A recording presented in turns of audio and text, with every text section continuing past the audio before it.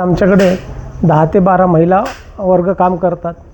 त्याच्यामुळे आमच्या गणपती कारखाना हा 12 महिने चालू असतो. म्हणजे साधारणतः आता पुन्हा सप्टेंबरमध्ये कारखाना चालू होईल, ते पुढच्या सप्टेंबरपर्यंत काम चालू राहतं.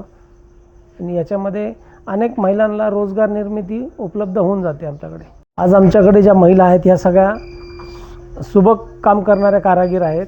ह्या एकदम स्वच्छ आणि सुंदर काम करतात.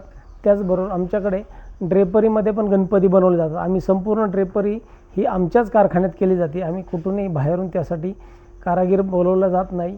संपूर्ण ड्रेपरीचं मटेरियल हे आपण परचेस करूनच इथे बनवतो. मागील वर्षीपेक्षा यावर्षी मूर्त्यांमध्ये 25 ते 30% भाववाढ झालेली आहे. रंगकाम याच्यामध्ये वाढ झालेली आहे, मजुरीमध्ये वाढ झालेली आहे, ट्रान्सपोर्टेशनमध्ये वाढ झालेली आहे. त्याच्यामुळे यावर्षी मूर्त्या थोड्याशा महाग आहेत. आणि शासनाचा जो निर्णय झाला 9 जूनचा, त्याच्यामध्ये POP बॅन हटल्यानंतर मूर्त्या बनवणं तेवढं शक्य नव्हतं. त्यामुळे बाजारात मूर्त्यांना सध्या तुटवडा भासतो आहे.